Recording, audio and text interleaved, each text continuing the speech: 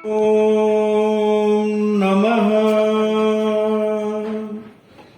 सिद्धेभ्यः। ॐ नमः सिद्धेभ्यः। इडमो अरिहन्ताणम्।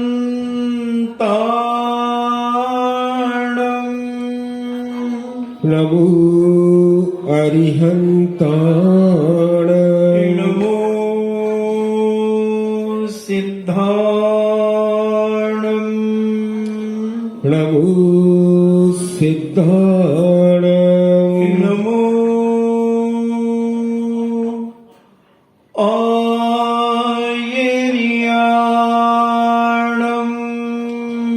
नमो आयर्याणम्। नमो उवज्झायाणम्।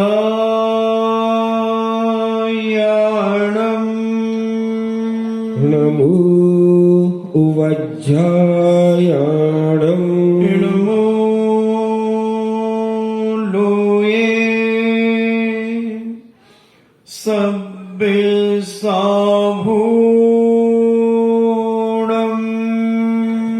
नमो लोये सव्वसाहूण।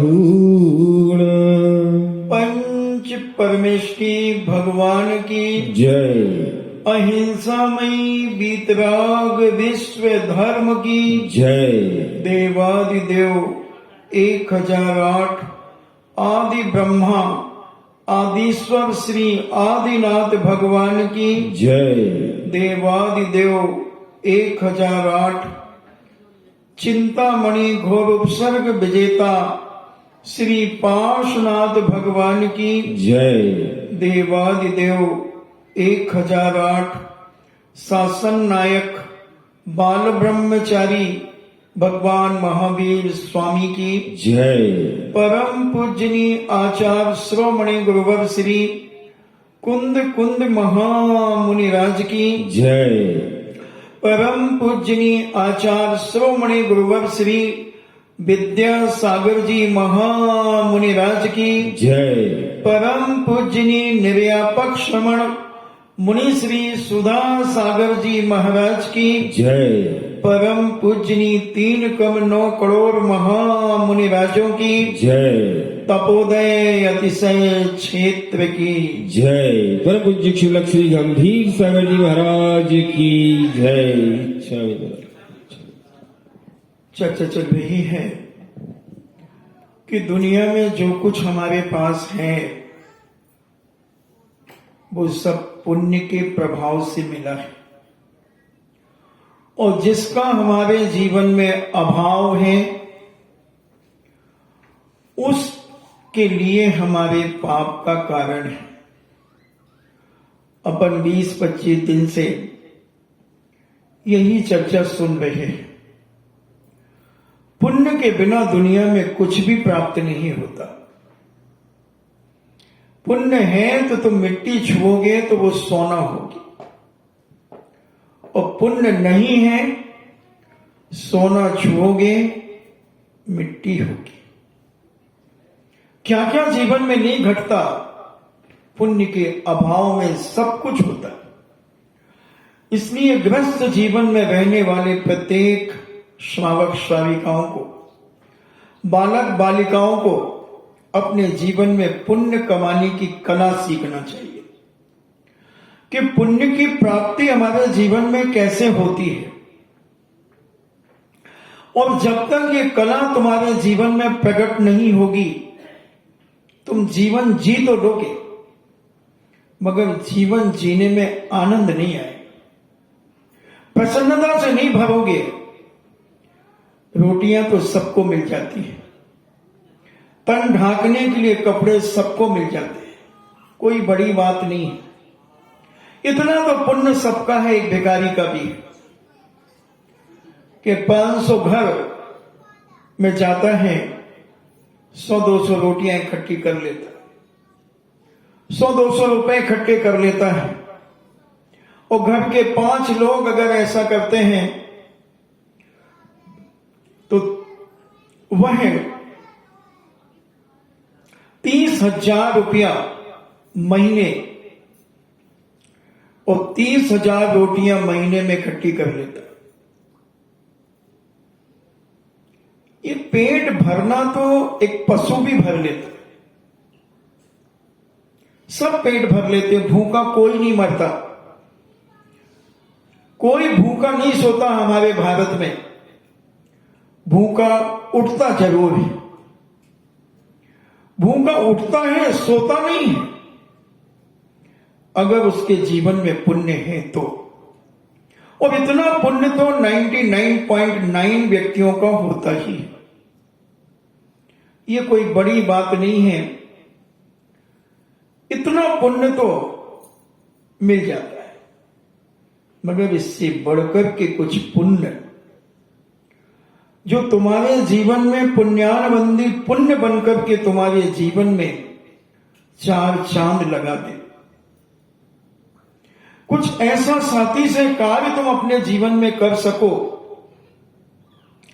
कि जिस पुण्य के प्रभाव से तुम अपने जीवन में ऐसा पवित्र धर्म पाकर के उसे आत्मा की पर्याय बना सको। छोटे मोटे पुण्य की बात नहीं कर रहा हूं, क्योंकि वो साथी से पुण्य सी मनुष्य पर्याय में ही प्राप्त होता है। तुम सोचो कि देव की पर्याय में साथी से पुण्य प्राप्त होता है, नहीं, उन्हें तो सब करना पड़ता है, उनकी तो नियोग है। सौदामिंद भगवान के पंच कल्याणकों में आता है, उसे आना पड़ता है।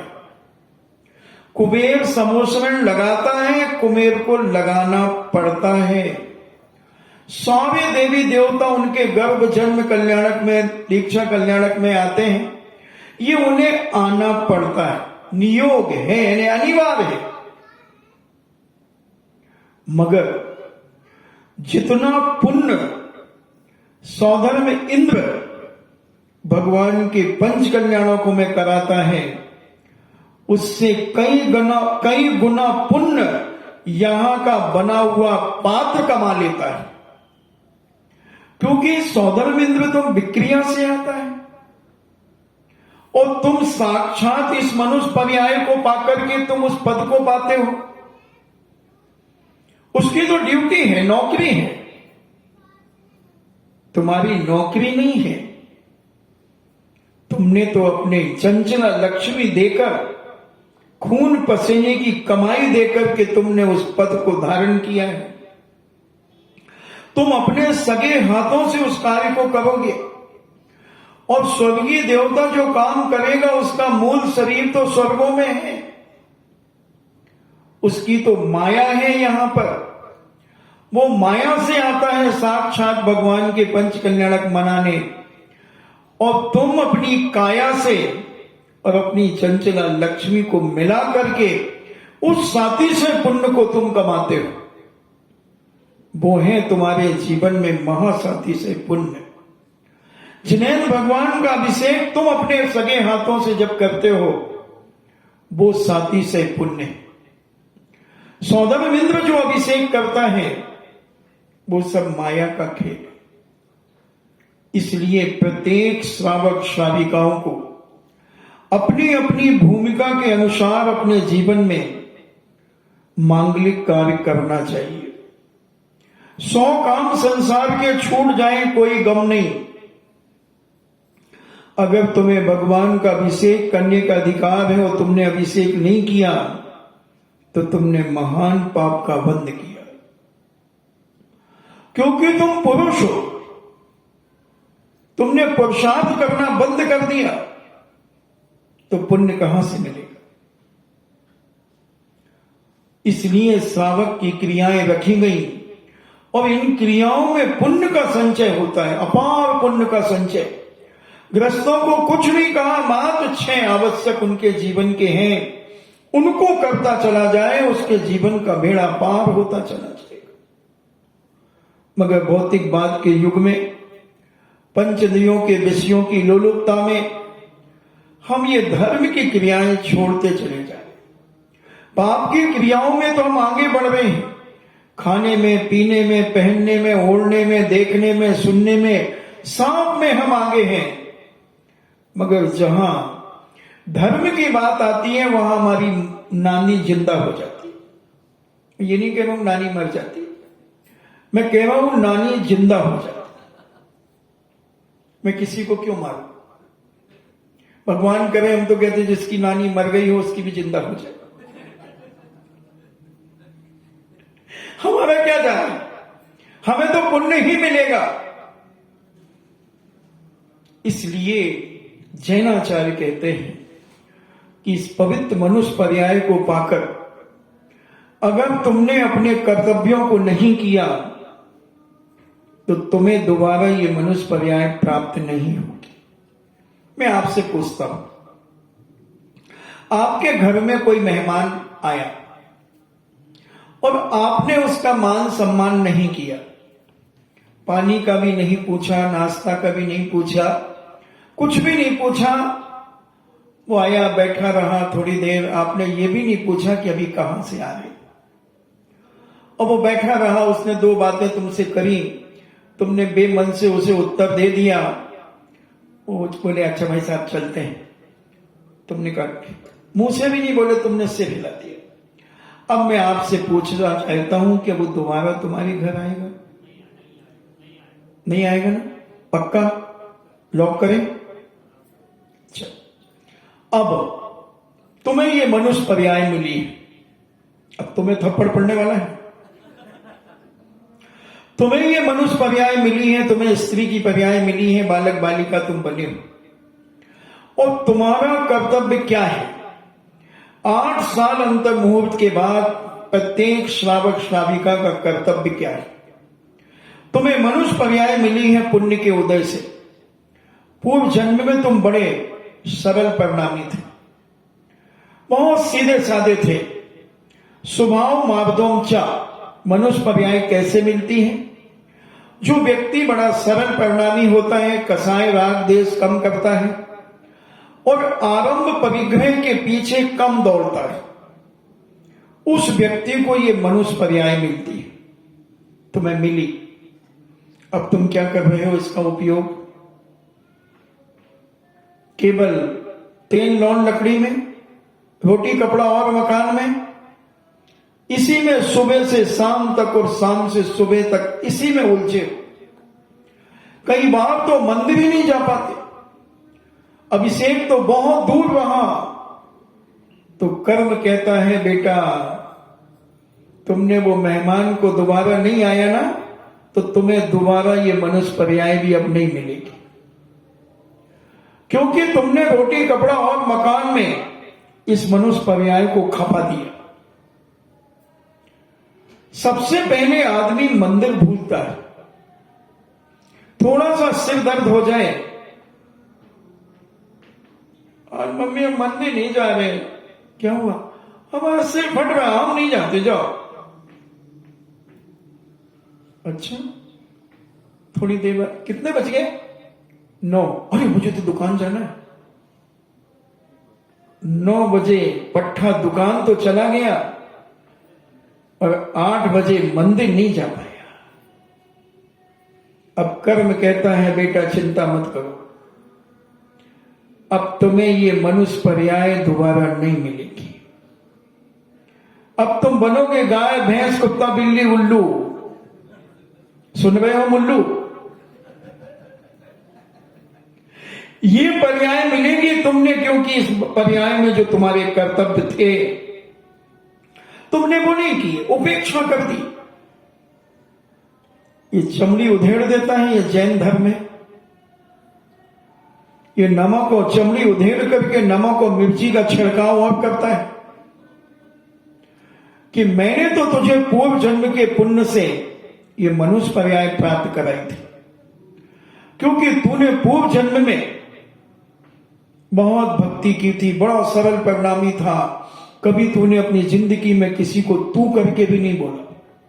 हमेशा आप ऐसा कर रहे हो और पैर छुए सबके, अपने से बड़ों के पैर छुए, मस्तक पर लगाए, उनकी सेवा की, सब कुछ किया। और कभी आरंभ सारंभ में हिंसा से बचा, जितना आवश्यक था उतना कमाया। तो कर्म कहता, मैंने सोचा ये बहुत सज्जन व्यक्ति है, बहुत अच्छा व्यक्ति है, इसे पुनः अच्छी जगह पहुंचा दो, इसे नरक मत भेजो, इसे गाय भैंस कुत्ता बिल्ली मत बनाओ, इसे मनुष्य बनाओ। क्योंकि मनुष्य एक ऐसा चौराहा है जहां से सब जगह जाने के रास्ते मिलते हैं। जहां जाना हो, यहां वहां जहां तहां मत पूछो कहां कहां, वहां का चौराहा है ये। यहां से नरक भी जाते हैं, गाय भैंस कुत्ता बिल्ली भी बनते हैं, देव भी बनते हैं, मनुष्य भी बनते हैं, और यहां से मोक्ष भी जाते हैं। ये मनुष्य पर्याय ऐसी। अब तुम इसका उपयोग क्या कर रहे हो, क्या किया है तुमने, उसके हिसाब से अगला लेखा जोखा तुम्हारे जीवन का होगा। अब विचार कर लो, और जो व्यक्ति विचार कर लेता है, अपनी गलती का एहसास कर लेता है, उसका जीवन आगे सफल हो जाता है। और जो नहीं समझ पाता, वो कहता क्या करना है, हमारी दुकान तो बहुत चल रही है, हमें क्या फर्क पड़ रहा है, मंदिर जाओ और नहीं जाओ क्या फर्क पड़ रहा है, हमारी दुकान तो चल रही है। हाँ तो बेटा, बासा खा रहे हो, बासा पुण्य चल रहा है। एक व्यक्ति के पास 500 बासी रोटियां रखी हैं, और उसकी मां अब ताजी रोटियां नहीं बना रही है, कुछ भी नहीं कर रही, वो उन्हीं में से खिलाती जा रही है। कब तक खाओगे, कितने दिन चलेंगी वो बासी रोटियां। उसी प्रकार वो बासा पुण्य कब तक चलेगा। अगर नया पुण्य नहीं कमाया तो एक दिन तुम्हें भी इलोमानियम का कटोरा लेकर के मिले माए, तुम्हें भी घर घर जाकर के भटकना पड़ेगा, क्योंकि तुम्हारा पुण्य खत्म हो जाएगा। और पुण्य खत्म होने पर पेट तो भरना पड़ेगा, तो भिखारी बनकर के पेट भरोगे, और इतना पाप का उदय आएगा कि उस भिखारी को भी 100 घर घूमने पर भी 2 रोटियां नहीं मिलेगी। चलो चलो, कितने भिखारियों को तुम लौटा देते हो। भिखारी में भी जिसका पुण्य होता है उसे ही भीख मिलती है, और नहीं तो वो भिखारी को भी वापस लौटा दिया जाता है। इसलिए हमारे जैनाचार्यों ने कहा कि अपने जीवन में अगर सुख शांति समृद्धि चाहते हो तो प्रातः काल उठकर के कम से कम जिनेंद्र भगवान का अभिषेक जरूर करना अपने जीवन में, और 6 महीने बाद उसका प्रभाव देखना, उसका पुण्य देखना तुम्हारे जीवन में क्या फलीभूत होता है, क्या फलीभूत होता। हमने तो 25 साल से ऐसे दृश्य अपनी सगी आंखों से देखे हैं और सगे कानों से सुने। जहां भी जाता हूं और उसके बाद जब वहां का फल सुनता हूं तो आत्मा गदगद हो जाती है। इन्होंने अपने सावक धर्म का सच्चा पालन किया, और इस पुण्य से ही जीवन उन्नति को छूता है, उन्नति प्राप्त करता है। बहुत सारे लोग दुनिया में हैं, मगर कितने लोग अपने जीवन में कर्तव्य निष्ठ होकर के अपने जीवन को जी रहे हैं। हम तो थोड़ा सा पुण्य बढ़ाओ बितवा गए, थोड़े से पुण्य से बंधुओं क्या करोगे, क्या करोगे। आधा जीवन जी लोगे, उसके बाद जब वो पुण्य खत्म हो जाएगा फिर क्या करोगे, सुसाइड। फिर कहां से इज्जत पाओगे। इसलिए जीवन को पवित्र बनाकर के जीवन को अपने कर्तव्य निष्ठ होकर के जीवन से आगे बढ़ो। यही मनुष्य पर्याय की सार्थकता है। कहां स्वगाल का जीव और मर करके अग्निभूति वायुभूति बने, फिर वहां से मर करके स्वर्ग गए, स्वर्ग से समुद्रगुप्त सेठ के पुत्र बने और उसके बाद उन्होंने सुसागर महाराज के पास उनकी मां जो कुतिया बनी थी वह व्रतों को लेकर के राजकुमारी बनी, कुतिया राजकुमारी बनी। और पिता जो था वो चंडाल बना, मगर जैसे ही धर्म की शरण में आया, अणुव्रतों को पालन किया, तो मरकर के स्वर्ग चला गया। जीवन बंधुओं कहां से कहां पटक देता है, पाप कहां से कहां घसीट देता है, कुछ नहीं कहा जा सकता। और वह दोनों पुत्र मणिभद्र पूर्णभद्र दोनों देव विमान में जन्म लेते हैं। वहां जिनेन्द्र भगवान की पूजा अर्चना अभिषेक करते हैं, वंदना करते हैं और उस स्वर्ग के देवों के आनंद में मग्न हो जाते हैं। यौवन अवस्था सदा बनी रहती है वहां, न त्वचा सुकड़ती है और न श्वेत बाल होते हैं स्वर्गों में। सदा काले बाल बने रहते हैं, सर्वांग सुंदर बने रहते हैं और कंठ में अमृत झड़ता रहता है, उनकी तृप्ति हो जाती है। इस प्रकार पुण्योदय से स्वर्ग के सुख आदमी भोगा करता है, मगर समय व्यतीत हो जाने पर सब कुछ समाप्त हो जाता है। अगर सम्यक से रहित है उसका जीवन, सम्यक दर्शन से रहित है, तो स्वर्ग से आकर के स्थावर भी बन सकता है, पेड़ बन जाता है, स्वर्गीय देवता, क्योंकि वो वहां पर ऐश करके अपने जीवन को समाप्त कर गया। और सम्यक दर्शन के साथ जो देवता मरता है वह मनुष्य या त्रियंच बनता है। अगर मिथ्यात हो गया, आयु बंद पहले हो गया, तो हमें अपने जीवन में समझना है कि हमारा जीवन कहीं समाप्त तो नहीं हो रहा, और हमने अपने जीवन में जो हमारे कर्तव्य थे वो कुछ भी नहीं किए। इसलिए पुण्य निरंतर अपने जीवन में बांधते रहो। और कोई बात नहीं, जब जागे तब सवेरा। अगर अभी तक नहीं भी किया तो आज ही मान लो कि मेरे जीवन का हैप्पी बर्थडे टू यू आज ही है, मेरा जन्म आज ही है। आज हम इस केवल ज्ञान पवित्र भूमि से संकल्प करके जाएंगे कि हे भगवान, कल से हम जहां हमें जिनालय मिलेगा हम वहां जिनेन्द्र भगवान का अभिषेक जरूर करेंगे। अभिषेक का महत्व नहीं समझ पाते लोग। जब भगवान गोमटेश्वर बाहुबली के अभिषेक की बात आई तो राजस्थान में भी उनके कलश आवंटन करने की व्यवस्था जयपुर के लोगों के पास थी।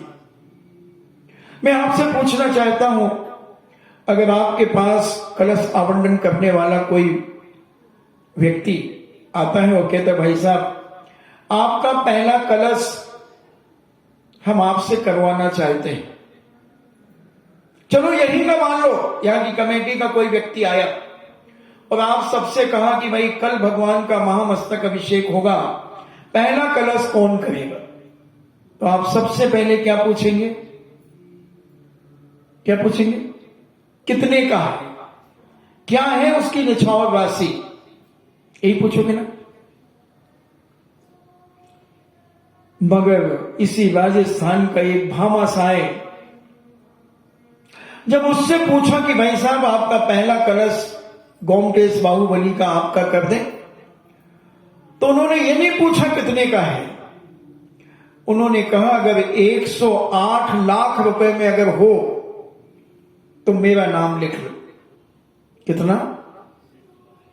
108 लाख रुपए में अगर हो तो मेरा नाम लिख लो। और तुमने क्या पूछा था? अगर वाइदा बे तुम्हारे पास वो कमेटी के लोग आते तो तुम क्या पूछते? बोलना, माइक लगाओ। क्या पूछते हैं? कितने का है? इसका नाम है बनिया। और जो कहता है कि इतना दूंगा, उसका नाम है जैन। और उन्होंने वो अभिषेक किया, और अभिषेक करने में उन्हें इतना आनंद आया, इतना आनंद आया। मगर बीच की थोड़ी सी बात रह गई, वो बता दूं।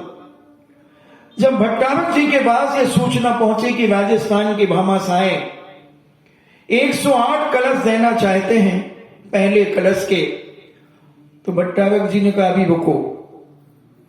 उनको उम्मीद थी कि इससे ज्यादा भी कोई देगा। उनने बंबई, दिल्ली, पूरा यूपी, पूरा गुजरात, महाराष्ट्र, कर्नाटक, अमेरिका, यूएसए, देश विदेश में 5 दिन में कम से कम इतने फोन घुमा दिए, मगर 41 लाख से ज्यादा किसी की ऑफर नहीं है। अब 5 दिन के बाद भट्टारक जी की श्वास फूलने लगी कि कहीं वो मना तो नहीं कर देंगे, मना तो नहीं कर देंगे। जब उन्होंने फोन लगाया उस व्यक्ति को, तो उन्होंने कहा आप घबरा क्यों रहे हैं? और वो मना तो नहीं कर देंगे, मना तो नहीं कर देंगे। बोले क्यों, क्या बात? बोले उनका बुक कर लो। मैंने सोचा था कि बाहर गांव इससे बड़ा मिलेगा, मगर 41 से ऊपर तो कोई उठ ही नहीं रहा। बोले चिंता मत करो, अगर 108 बोले हैं तो वो तो पक्के हैं ही, और कितने बढ़ा के देंगे ये मैं नहीं कह सकता। और जब वो अभिषेक करने के लिए गए, अभिषेक करने के बाद उन्हें जो आनंद आया, भट्टारक जी से कहा कि भट्टारक जी महाराज, अगले 12 साल में जो अभिषेक होगा उसका पहला कलश हमारा होगा और निछावर राशि तुम्हारी होगी।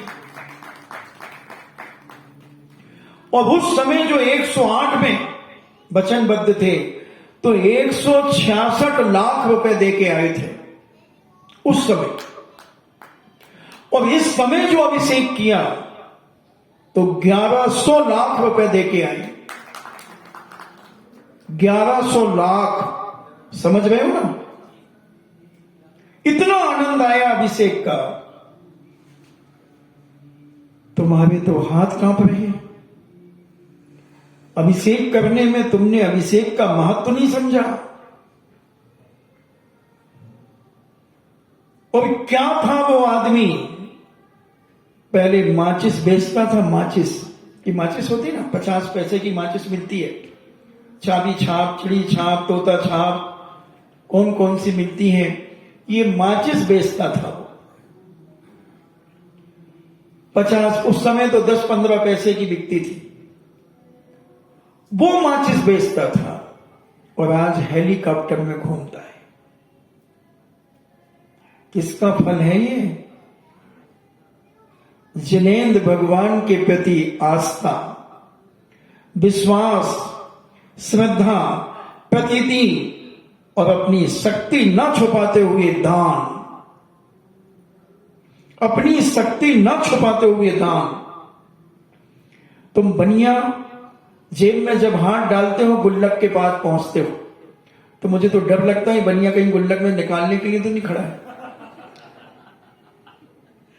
क्योंकि बनिया थोड़ी देर जेब में हाथ डाल करके इधर उधर देखता, तो मैं सोचता क्या क्यों देख रहा है? अबे डालना है तो फटाफट डाल देना, कहीं यहां चिटिंग करने तो नहीं आया। फिर वो पर्स निकाल करके ऐसे ऐसे करता है, वो गला नोट निकालना जो बाजार में नहीं चलेगा, फटा पुराना मैल लगा हुआ, और उसको निकालेगा और उसको फिर गुल्लक में डालेगा। और वो आदमी आज भी, मैं जब 1995 में किशनगढ़ में चातुर्मास कर रहा था, तो हम एक आहार चर्या को हम लोग उठ रहे थे। उस समय वो मंदिर में आए, बाहर से आए होंगे, तो उस समय 500 का नोट चलता था, तो उन्होंने वो 500 का नोट डाला। फिर दीपावली के बाद मैंने कहा कि भाई गुल्लक को खुल गई क्या गुल्लक कमेटी से? बोले नहीं महाराज आप खोलेंगे। हमने कहा 500 के नोट कितने निकलेंगे वो मुझे बताना। बोले क्यों? अरे कहना बताना। मैंने कहा मैं थोड़ी लूंगा, बस संख्या बता देना। बोले ठीक है महाराज। 139 नोट 500 के निकले, 139। मैं आपसे पूछता था 1995 में ऐसा कौन माई का लाल है जो 500 का रुपया दे और रसीद न कटवाए? 1995 की बात कर रहा हूं। है कोई? रसीद तो जरूर कटवाएगा। 1995 की बात कह रहा हूं, 26 साल पुरानी बात। 26 साल पहले 500 रुपए की क्या वैल्यू थी? तो मैंने विचार किया कि इसी व्यक्ति के हैं ये सारे के सारे 500 के। मैंने पूछा लोगों से कि तुम्हारे किशनगढ़ में ऐसा कोई है जो और 500 के नोट गुल्लक में डाल सकते? बोले महाराज क्या बात करते। और कहा माचिस बेचने वाला आज हेलीकॉप्टर में घूम रहा है। ये जिनेंद्र भगवान की भक्ति, श्रद्धा और आस्था और प्रतीति का फल है। हम तो मंदिर में भिखारी बन करके चले जाते हैं। हम भले 10-15 रुपए गुटके में उड़ा देंगे, 2-4-5 गुटखा खा लेंगे, और रजनीगंधा खाने वाला तो सीधा 25 रुपए का खाता है रजनीगंधा तुलसी। 19 रुपए के वो रजनी और 6 रुपए की तुलसी, और दोनों मिलाकर के डकार जाता है दिन में 2-4 पाउच। 100 रुपए के पाउच में डकार गया वो, अगर 4 पाउच खा लिए तो 3,000 रुपए महीने, 36,000 रुपए साल। और अगर एक श्रीफल भी उसने अपनी जिंदगी में कहो भगवान को न चढ़ाया, और अपने मुख में कितना चढ़ा गया? 36,000 रुपए साल चढ़ा दिए, और जिनेंद्र भगवान के चरणों में एक श्रीफल भी नहीं चढ़ाया। जा, तुझे क्या मिलेगा? तो जिंदगी में बस रोटी, कपड़ा और मकान, जीवन के बस 3 निशान में लगा रहेगा, चड्डी, नाड़ा और गठान में अपनी जिंदगी खत्म कर देगा। इससे ज्यादा तुझे प्राप्त नहीं हो पाएगा, क्योंकि तू बीजारोपण ही गलत कर रहा है। तू खेत में बीज तो बो रहा है, मगर पाप के बीज बो रहा है तो पाप ही काटेगा, पाप ही काटेगा। कितने जैन हैं जिनकी इतनी क्षमता है कि प्रतिदिन जिनेंद्र भगवान को एक श्रीफल तो चढ़ा ही सकते हैं, मगर कितने चढ़ाते हैं? कितने चढ़ाते हैं? कितने का आएगा एक श्रीफल? 10-12 रुपए का। इकट्ठे मंगा लोगे तो 10-12 रुपए का आएगा। 3,000 रुपए में 100 नारियल आएंगे जो 90 दिन चलेंगे, 100 दिन चलेंगे। तुम्हारे बच्चे ही एक नारियल के पैसे की चॉकलेट खा जाते हैं, बिस्कुट खा जाते हैं। ये और मान लो ना कि एक और हमारे घर में बच्चा हो गया, कुरकुरे खा रहा है। कुरकुरे का पैकेट कितने का आता? 10 रुपए का, छोटा वाला 5 का। वो टेढ़े मेढ़े, वो टेढ़े मेढ़े और होते हैं। वो दिवी थी, दिवी, वो कहती थी वो टेढ़े मेढ़े खाती हूं। तो मैंने टेढ़े मेढ़े क्या होते हैं? तो ये 10 रुपए के पैकेट तुम बच्चों को यूं दे देते हो, दिन में 2-3 पैकेट खा जाते हैं बच्चे, कभी चिप्स का, कभी टेढ़े मेढ़े का, कभी कुछ। तो क्या भगवान उन बच्चों से भी गए बीते हो गए वे पापी हो कि उनके लिए एक श्रीफल नहीं है तुम्हारे पास? और जब संकट में जाओगे, आओगे, फिर भगवान से कहोगे तो भगवान कहेंगे अभी सोचता हूं, अभी सोचता हूं। नहीं बंधु, इस पुण्य की महिमा को समझो। ग्रस्तों को पुण्य की बहुत बड़ी जरूरत है, बहुत बड़ी जरूरत है। पुण्य के बिना तुम्हारा जीवन अधूरा है। साधु को पुण्य की जरूरत नहीं है। जब तक तुम गृहस्थी में रहोगे, जब तक रोटी, कपड़ा और मकान से तुम्हारी जिंदगी लगी है, तब तक तुम्हें पुण्य की बहुत आवश्यकता है। पुण्य के बिना बंधुओं कुछ भी प्राप्त नहीं होता। सब कुछ पुण्य का खेल है।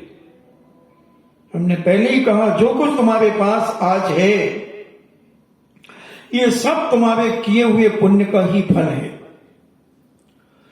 अगर आज तुम सुंदर हो तो बी को टर्मरिक लगाने से सुंदर नहीं हो, फेयर एंड लवली लगाने से सुंदर नहीं हो। तुम जिनेन्द्र भगवान की तुमने पूर्व जन्म में जो भक्ति की है, पूज्य समनभद्र स्वामी अपने रत्नकंडक स्वावगाचार में कहते हैं, भक्ति सुंदर रूपम। इस भक्ति से सुंदर रूप की प्राप्ति होती है। अगर ये क्रीमें लगा करके आदमी सुंदर होने लगे तो फिर मैं कहता हूं, एक भैंस को, काली भैंस को गोरी करके दिखा दो, फेयर एंड लवली में डुबो दो उसे।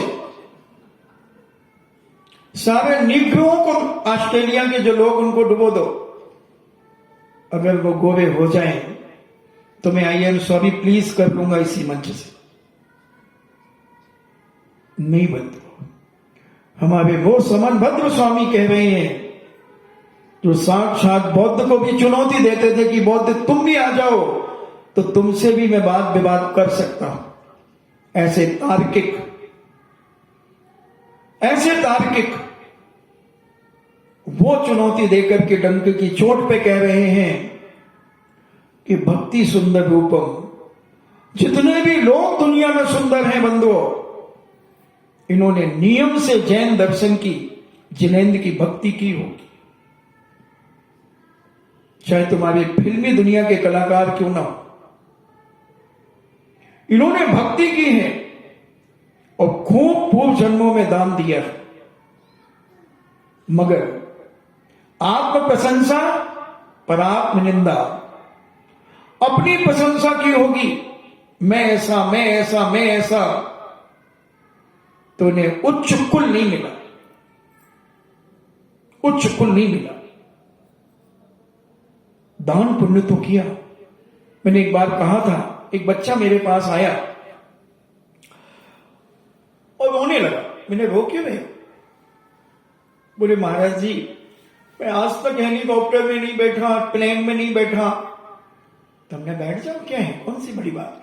बोले जब वो कुत्ते एरोप्लेन से उतरते हुए दिखते हैं तो मेरे तो आग लगती है। तो मैंने, तेरा क्या जा रहा भैया, उस कुत्ते ने पुण्य कमाया है? बोले हम इतने पापी हैं कि हमने इतना पुण्य नहीं कमाया, हम एरोप्लेन में नहीं बैठ सकते, कुत्ता बैठ रहा है। हम लोग तो एक रजाई में 3 घुसते हैं और वहां कुत्ते की अकेली रजाई होती है मखमल की। गल्ला पिलो का गद्दा अकेला होता है उसका, और हम तो 3-3 घुसते हैं एक रजाई में। तो हमारे पाप का उदय। मैंने कहा हाँ। तो बोले, मैंने कहा, उसने कहा कि महाराज कुत्ते ने ऐसा क्या पुण्य किया? मैंने पूर्व जन्म में उसने खूब भक्ति पूजन की, जिनेन्द्र भगवान की जी भर के भक्ति की और दान भी खूब दिया, दान भी खूब दिया। फिर महाराज जी वो कुत्ता क्यों हुआ, वो गाय क्यों हुई? गाय को भी एसी लगे हुए हैं कई जगह, कूलर पंखे मिल रहे हैं कई जगह। तो हमने कहा ये सब पुण्य से तो मिला है। इनने दान तो दिया है मगर मायाचारी से दिया है। तो उस दान दिए हुए जो मायाचारी से दिया है, और दान जो दिया उसके प्रभाव से ये संपन्न हुए, संपन्न घर में इनको खरीदा गया है, इनकी सुख सुविधाएं इन्हें दी गई हैं। ये सब पूर्व जन्म के पुण्य का फल है। मगर छल कपट और मायाचारी करने से इन्हें ये त्रियंच योनि मिली।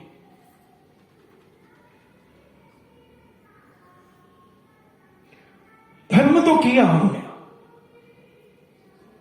इसलिए धर्म निश्चल होकर के करो, दिखावा मत करो। अपने परिणामों को बड़ा निर्मल और पवित्र करके जैन दर्शन को करो।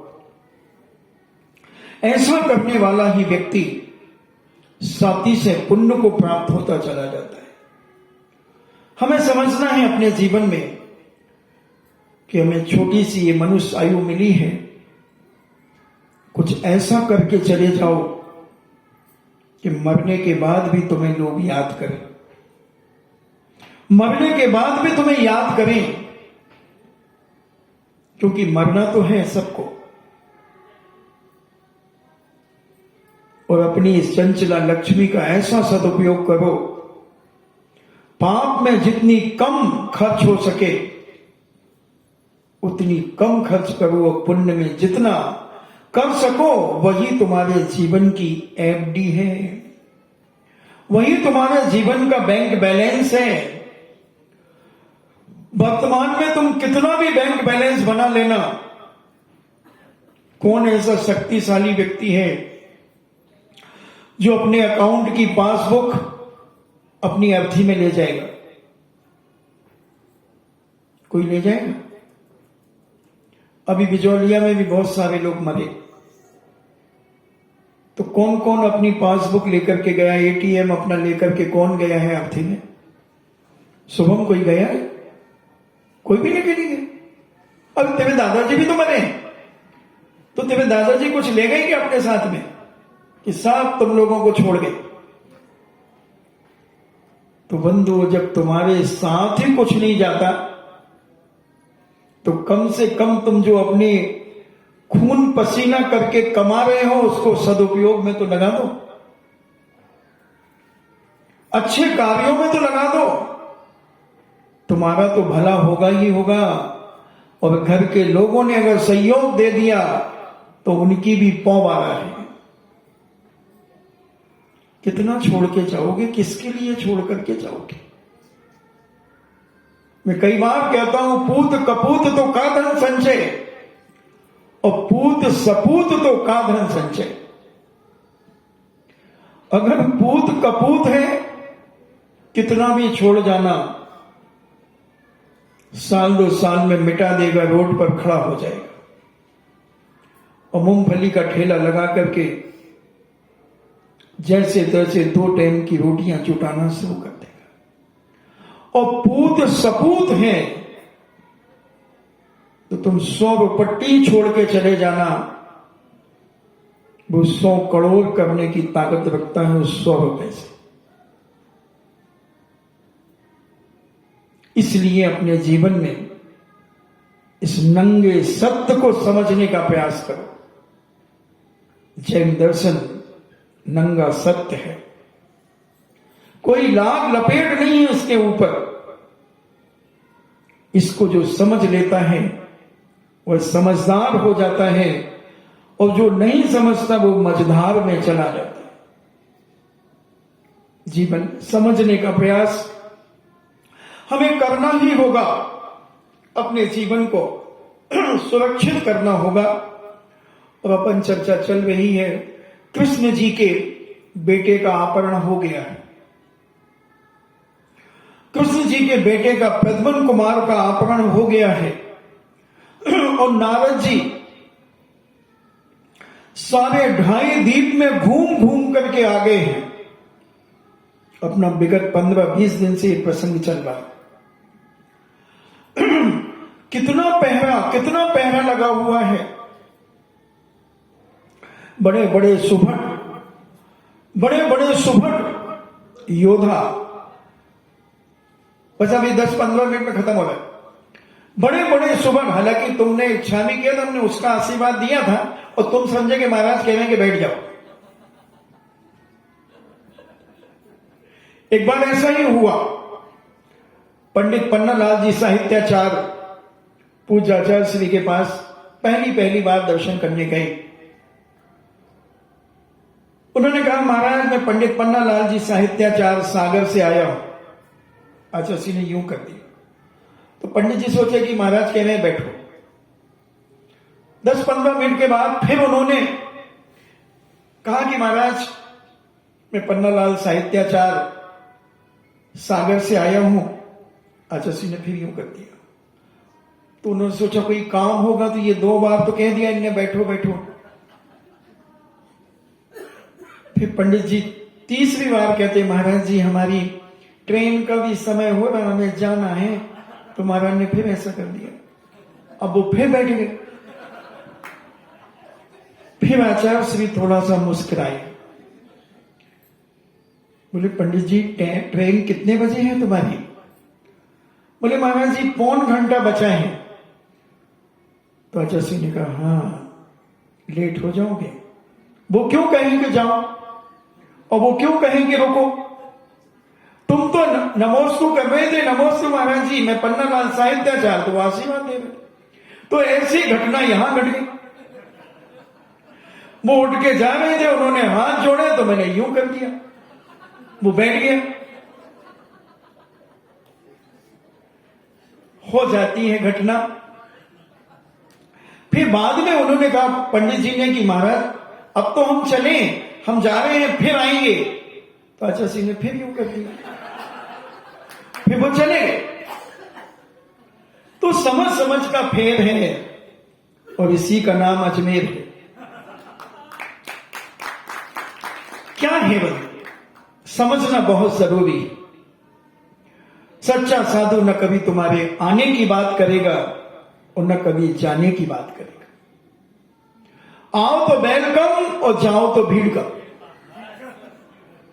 कोई मतलब नहीं। कब आए थे, कब जा रहे हो, क्या करोगे, उन्हें कोई इससे चिंता नहीं। और जो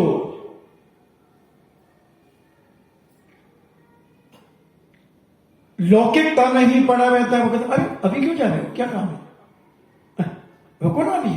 साधु साधु कह सकता है तो समझ लेना कि अभी उसे लौकिक का नशा चढ़ा है, लौकी का नहीं तो तुम कहो लौकी का नशा चढ़ा है। लौकिक यानी जनता का नशा, गृहस्थियों का नशा, उसे लौकिक श्रवण कहा, लौकिक श्रवण कहा उसे लौकिक जनता के बीच में ही आनंद आता है। रोकता फिरता है तुम भी रुको, तुम भी रुको, क्या करोगे जाकर के? नहीं, कोई मतलब नहीं। वो तो नमोस्तु किया, आशीर्वाद दिया, इच्छामी किया, आशीर्वाद दिया, वंदामी किया, आशीर्वाद दिया, कोई फर्क नहीं उसके जीवन में। तो तुम ग्रस्त होकर के अपने जीवन में पुण्य का संचय करने का परिणाम बनाओ और वह सगाल से लेकर के कहां तक आ गए, दोनों सगाल मणिभद्र और पूर्णभद्र सेठ के पुत्र बन गए और अनुव्रत लेकर के स्वर्ग चले गए। 5 पल्ल की आयु वहां पर प्राप्त कर ली। पुण्य के द्वारा ही सब कुछ प्राप्त होता है। और उसी कौशल देश में देव और दानों द्वारा सुरक्षित ऐसा वह पद्म नगर, पद्म नाम का राजा वहां राज्य करता है कौशल देश के अंदर। और उनके बल, उनके रूप की चारों तरफ बड़ी प्रसिद्धि हो रही है। उसने अपने प्रताप से शत्रुओं पर विजय प्राप्त कर ली है, कीर्ति फैलाई है। स्वर्ग के इंद्र एवं पाताल के शेष नाम की तरह वह बलवान राजा है। वैष्णो दर्शन के अनुसार कहते हैं पृथ्वी शेष नाग के ऊपर आधारित है। इसलिए यहां पर यह चर्चा लौकिक में आती है। राजा न्याय प्रिय है और भूतल पर शासन करता है। उसकी अत्यंत रूपवती, नौ यौवन संपन्न, गजगामिनी, सर्वांग सुंदरी धारणी नाम की उनकी रानी है। और वह धारणी पुण्य के प्रभाव से राजा पद्मनाभ की रानी होने का उसे सौभाग्य प्राप्त हुआ है। शिव की पार्वती के समान और पद्मनाभ अपना जीवन धर्ममय जीवन बिता रहे हैं। राजा पद्मनाभ अपने सुख शांति और समृद्धि से परिपूर्ण अपना जीवन व्यतीत कर रहे हैं और वह राज्य करते करते रानी के गर्भ से वो दोनों बालक पूर्णचंद्र, पूर्णभद्र और गुणभद्र दोनों बालक स्वर्ग से चलकर के रानी के गर्भ में अवतरित होते हैं और दोनों पुत्र, उनका नाम जो गर्भ में अवतरित हुए स्वर्ग से, ऐसे वो अग्निभूति वायुभूति के दोनों जीव, जिसका पद्मनाभ ने पहले नाम पुत्र का मधु रखा और दूसरे का कैटप रखा। कैटप, कपटप्पा नहीं तो तुम कपटप्पा समझ जाओ, कपटप्पा की चर्चा ज्यादा चलती है। तो ऐसा वह दोनों पुत्र उत्पन्न होने की खुशी में नामांकरण संस्कार किया गया। तो एक का नाम मधु रखा गया और दूसरे का कैटप रखा गया। राजा ने बड़ा उत्सव मनाया। राजपुत्रों के सर्वांग सुंदर अवस्था को देखकर राजा अंतरंग बहिरंग से पूर्ण प्रसन्नता का अनुभव कर रहा था। राजा ने उन पुत्रों को धीरे धीरे बड़े होने पर 5 साल की अवधि जब उनकी बीत गई, तब उन्होंने उनकी शिक्षा विद्या प्राप्त करने के लिए उन्हें गुरुजनों के पास भेजा और गुरुजनों के यहां से जब वो न्याय और नीति, आगम, अध्यात्म, ज्योतिष, कलाएं, 72 कलाओं में निपुण हो गए, सब गुण संपन्न हो गए और वो संपूर्ण ज्ञान अध्ययन आदि करके और अपने कौशल नगर में वापिस आते हैं और जब पाणी ग्रहण के योग होते हैं, तब राजा ने रूपवती गुण संपन्न योग्य कन्याओं के साथ उनका पाणी ग्रहण कर दिया। एक समय पद्मनाभ ने नव यौवन संपन्न दोनों पुत्रों को देखकर विचार किया कि प्रथम तो इस संसार में मानव जन्म प्राप्त करना बड़ा दुर्लभ है, उसमें भी उत्तम कुल, उत्तम राज्य, उत्तम सुख, पराक्रम, गज, अश्व, रथ, योग, स्त्री पुत्र, ये सारे के सारे बड़े दुष्कर हैं। इन्हें प्राप्त करना बहुत दुष्कर है और इससे भी अविलंब जैन दर्शन दुर्लभ है। किंतु पुण्य के उदय से सारी सामग्रियां मुझे प्राप्त हुई हैं।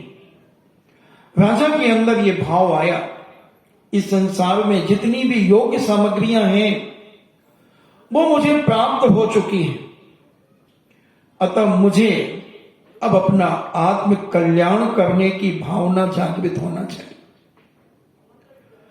और वह राजा यह विचार करता है कि सब कुछ मैंने सुख भोग लिए, अब मुझे आत्म कल्याण की ओर झुकना चाहिए, जिससे अजर अमर अवस्था प्राप्त होती है। इस कार्य को मुझे शीघ्र करना चाहिए। बहुत बिरले लोग होते हैं बंधुओं कि सब तरह का वैभव संपन्न होने के बावजूद मोक्ष मार्ग की ओर बढ़ने का भाव उनके जीवन में हो जाता है।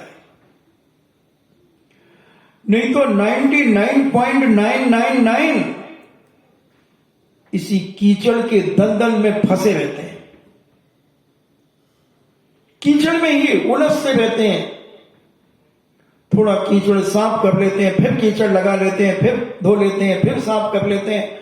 यही करते करते अंत में मरण को प्राप्त हो जाते हैं। नीति और न्याय कहता है कि तुम सारी गृहस्थियों के आनंद लेने के बाद ही कम से कम अपने जीवन में अणुव्रतों को तो धारण करो। महाव्रत धारण नहीं कर सकते, चलो घर त्याग नहीं कर सकते, कोई बात नहीं, मगर अणुव्रतों को धारण करके घर में रहकर के भी गृहस्थो मोक्ष मार्गस्थो निर्मोहे मोहिवान मुने, गृहस्थ में रहकर भी कम से कम मोक्ष मार्ग में बढ़ने का प्रयास तो करो। हम अपना सारा समय इधर उधर की बातों में व्यतीत करते चले जाते हैं और अंत समय हम मर जाते हैं। क्या होगा तुम्हारी जिंदगी का लेखा जोखा? क्या करोगे तुम अपने जीवन में? सब कुछ मिला, मगर जो दुष्कर कार्य था वो तुमने नहीं कर पाए। तुम भले कितने बड़े भी योद्धा हो जाना, कितना बड़ा भी बलिष्ठ शरीर अपना बना लेना, अगर उस शरीर से तुमने साधना नहीं की, त्याग तपस्या की ओर नहीं बढ़े, त्याग अगर तुमने अपने जीवन में नहीं किया, तो वो शरीर किस काम का? किस काम का? ऐसी बलिष्ठता किस काम की? न तुम ध्यान में बैठ पाए, ना तुम व्रत उपवास कर पाए,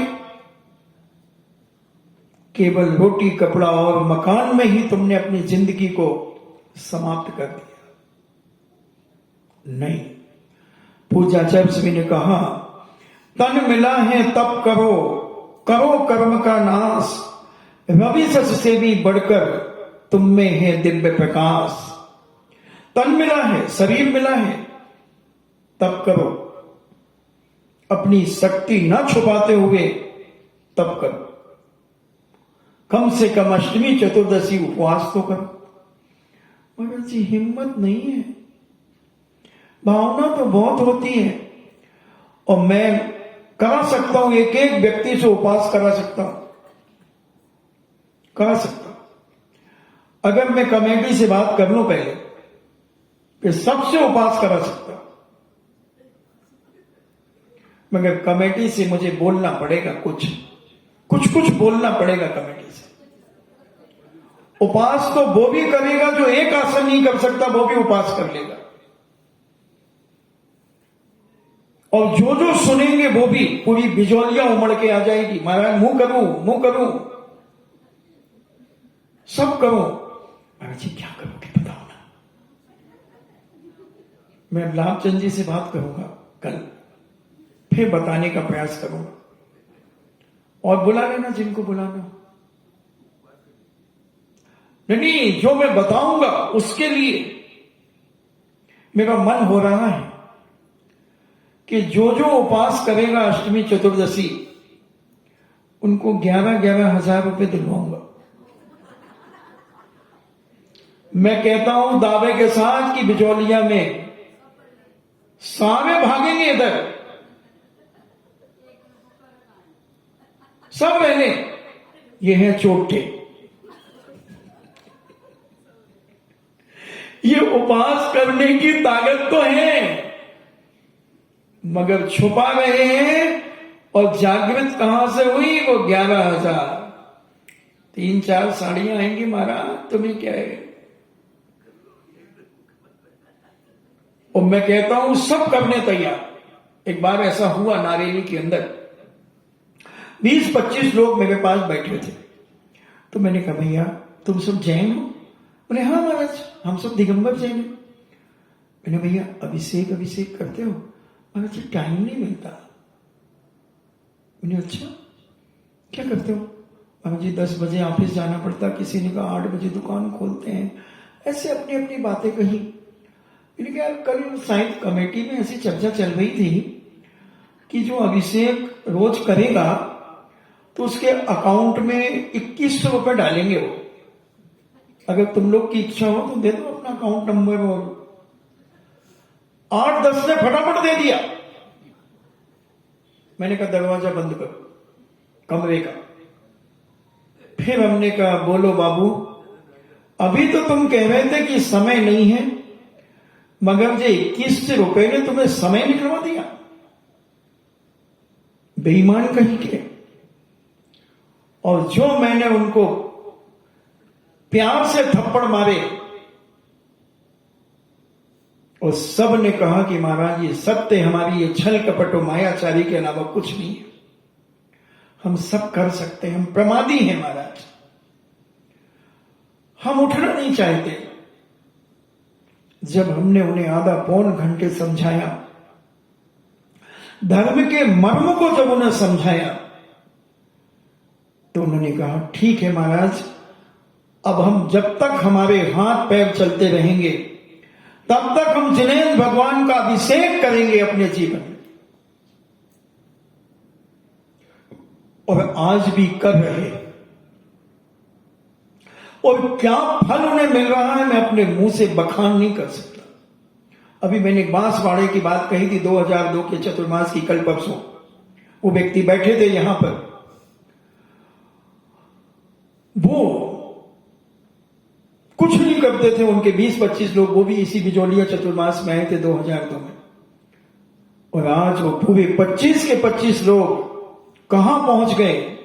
बागड़ तो इतना फलीभूत हुआ, इतना फलीभूत हुआ है कि मैं आपसे कह नहीं सकता। पूरा बागड़ जो जो हमारे चतुर्मास में आकर के अपने जीवन को बदला है जिसने। आज ही खांडू कॉलोनी के लोग कह रहे थे महाराज जी हमारे यहां 350 नए मकान बन गए। जो वो सरकारी क्वार्टर होते ना उसमें रहते थे पहले जब हमने चतुर्मास किया था, और 11,000 रुपया देने में 100 बार सोचते थे। और आज तुम 11 लाख निकलवा लो तो निकाल देंगे। 8 दिन में 5-7 करोड़ रुपए स्कूल के लिए इकट्ठा हुआ था। आज वहां भक्तांबर जी के 7 थान लगते हैं और 65-70 लाख रुपए की साल की शांति धारा होती है प्रति साल बिना साधु के। और वो कहते हैं अगर महाराज जी आप लोग पहुंच जाओ तो 1 शून्य और लग जाए इसमें। उन्हें जिसने दिया है उसको वापस देने में मुझे कौन सा दर्द होता है। जिसके आशीर्वाद से मैंने प्राप्त किया है, हमें मालूम है हमारी औकात क्या थी 2007 के पहले। अगर तुम नहीं आते तो आज हमारे युवाओं के हाथ में दारू की बोतल होती।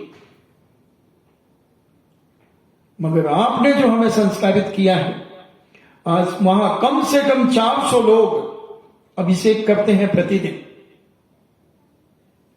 हमेशा 10 लाख क्षण पर्व जैसे माहौल रहता है। तो जिसने धर्म के मर्म को समझा, धर्म के स्वरूप को समझा, वही व्यक्ति समझदार है। बाकी तो सब मझधार में है। हम समझने का प्रयास करें अपने जीवन में, धर्म की महिमा अपने जीवन में समझें और पवित्र बनाने का प्रयास करें। इन्हीं मंगल भावना के साथ सबकी आत्मा परमात्मा बने। जिनवाणी स्तुति। जिनवाणी के ज्ञान से सूझे लोकालोक, सो वाणी मस्तक धरो सदा देते हूँ धोख। हे जिनवाणी भारती तो है जपो दिन रैन, जो तेरो शरणागहे सो पावे सुख चैन। देव भजो अरिहंत को गुरु सेवा निर्ग्रंथ, दया धर्म पालो सदा यही मोक्ष का पंथ। नमोकार। सबका गले अहंकार।